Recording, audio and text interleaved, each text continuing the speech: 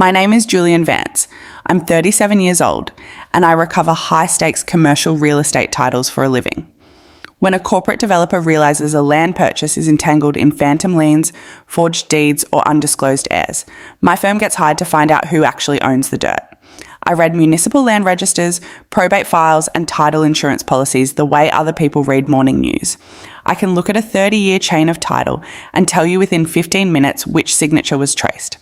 If you believe that betrayal from your close ones hurt more, then please like this video and subscribe Betrayed Life, because stories like this are waiting for you.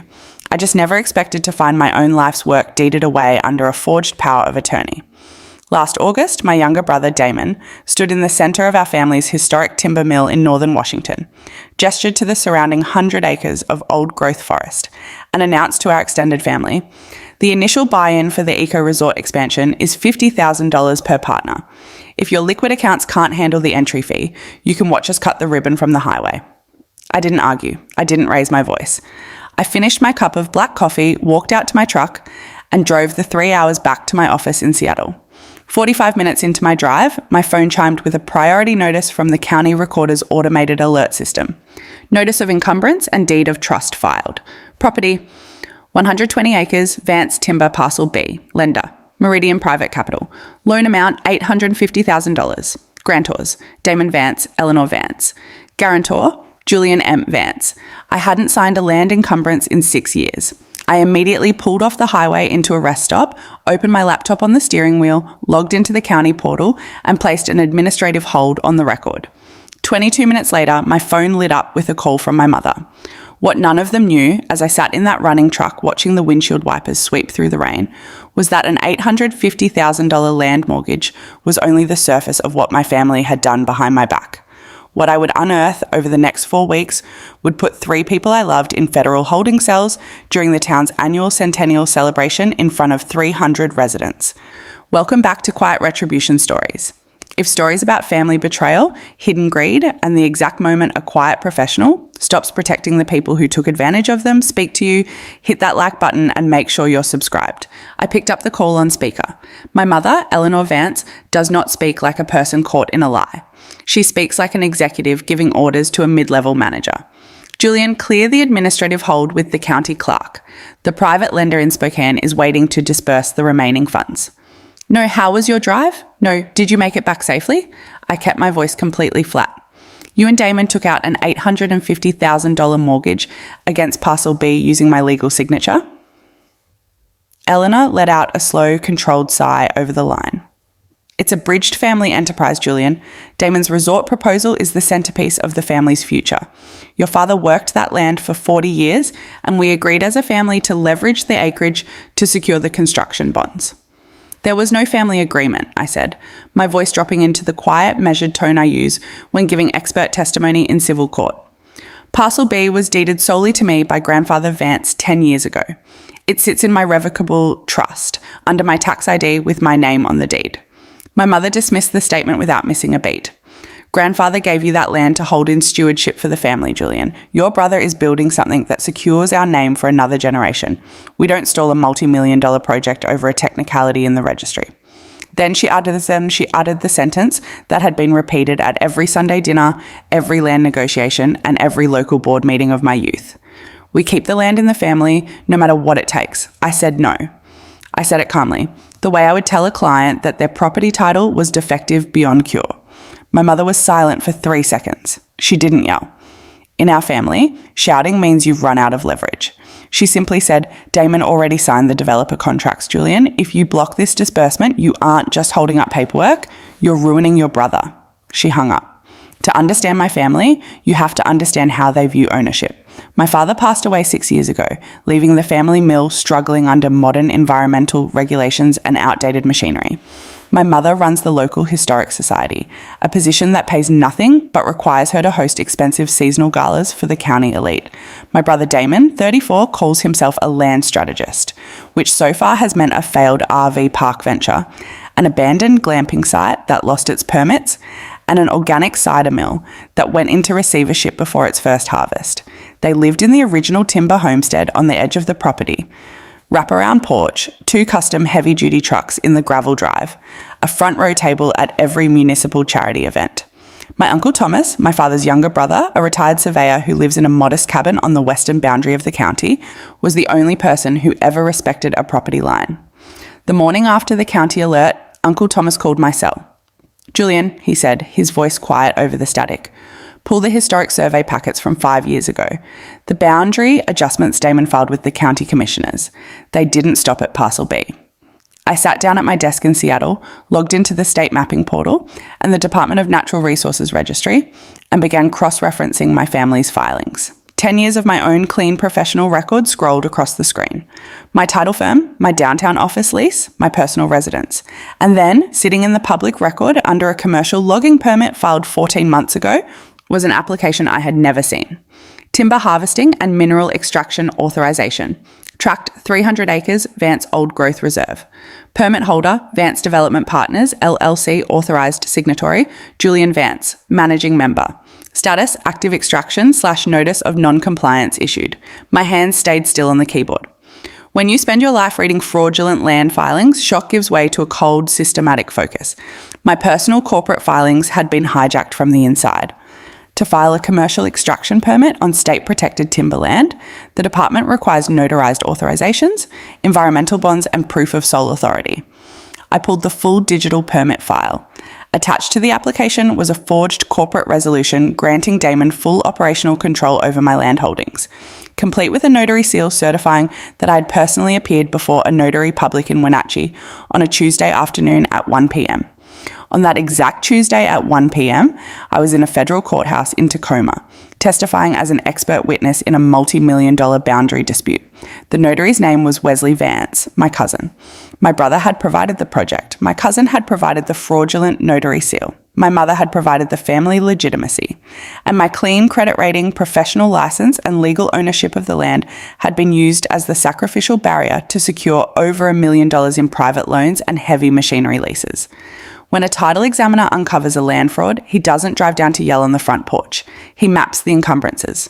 I took 4 days off from my firm. I pulled every deed, easement, machinery lease, and tax lien attached to Wesley Vance's notary log.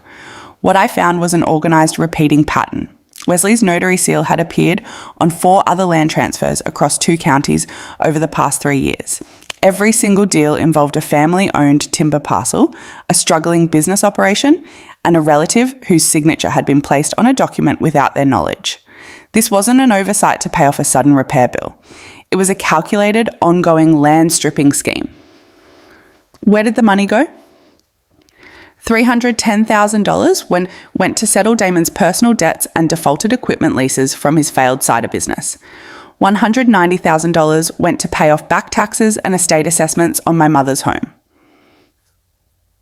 $140,000 went to clear illegal timber harvesting fines issued by the Department of Natural Resources after Damon logged protected buffer zones.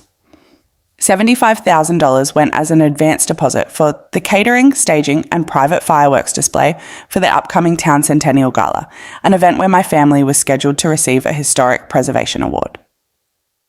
And $45,000 was used to make the initial interest payments on the private land loan, using the stolen equity to cover the debt on the stolen land until the capital ran out. They were clear-cutting my property, encumbering my grandfather's land, and setting me up to take the criminal and financial fall when the state inspectors finally shut the operation down. On Friday morning, the managing director of my title firm called me into his office and closed the door.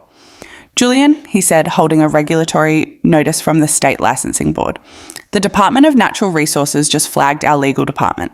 There's an unbonded $1.2 million environmental lien and illegal logging violation attached to your name in Chelan County." He looked at me with deep concern. "You are our chief title officer. If the state licensing board sees an undisclosed environmental fraud investigation linked to your personal holdings, they will suspend your title examiner license immediately. You have 30 days to provide an official law enforcement case number proving identity, theft, and forgery, or I have to ask for your resignation." My career, the professional standing I had spent 15 years building, was about to be wiped out so my brother could play the visionary developer at a town festival.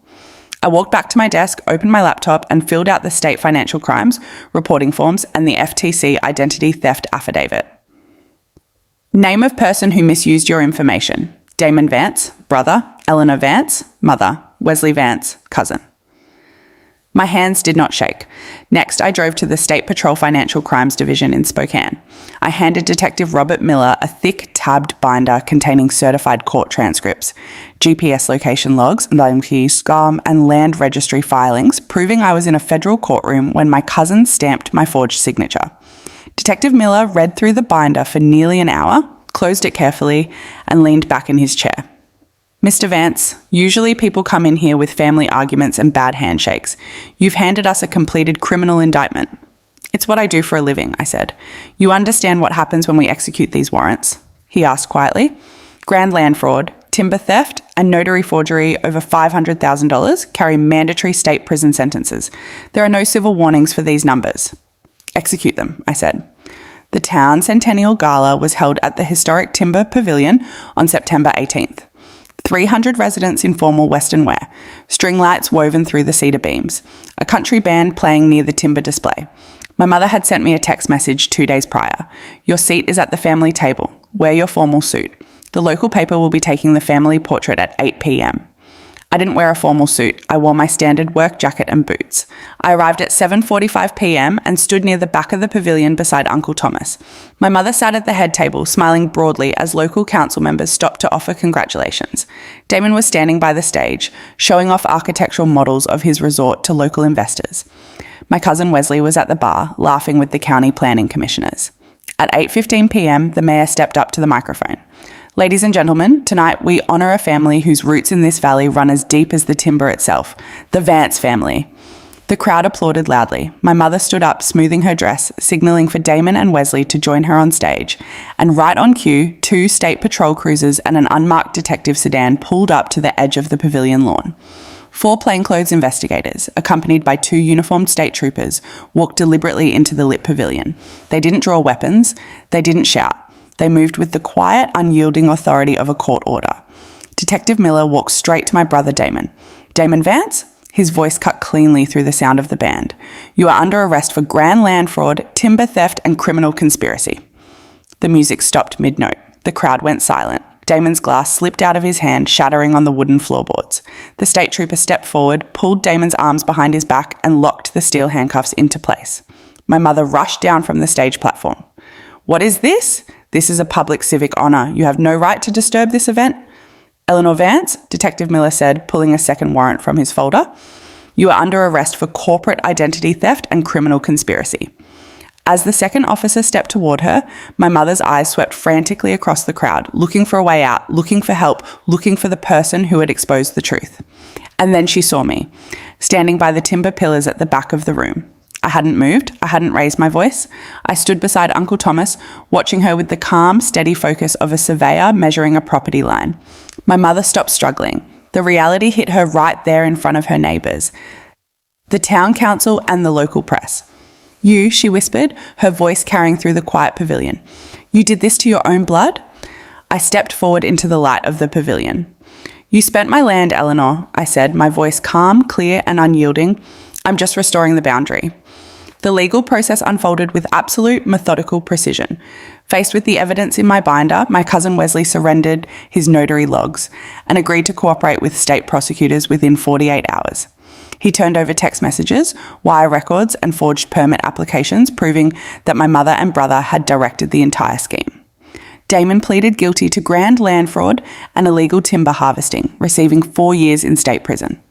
My mother pleaded guilty to corporate identity theft and conspiracy, receiving 2 years of home confinement due to her age, along with a massive joint restitution order. Wesley lost his notary license permanently and received 3 years of probation for his role in executing the forged documents. The homestead and remaining family holdings were placed under a court-ordered receiver to satisfy the illegal logging fines and land encumbrances. 6 months later, I sat on the steps of the county courthouse during a public foreclosure sale. Represented by a private land trust I established, I placed the winning bid on the homestead and the surrounding timber acreage, purchasing the property outright, using the savings and capital I had built over 15 years of honest work. I didn't move into the main house. I signed the deed over to Uncle Thomas, giving him lifetime stewardship of the land to ensure the forest would be protected, managed properly, and preserved from any future development schemes. My mother and brother do not call me. My mother sent one handwritten note from her home confinement, which I placed unopened into a metal filing cabinet in my office labelled Boundary Clearance Complete. Last week, Uncle Thomas and I walked the western perimeter of Parcel B, listening to the wind through the old growth cedars. No resort developments, no press photographers, no forged deeds, just the forest, a clean land title, and a name that finally belongs only to the man who earned it.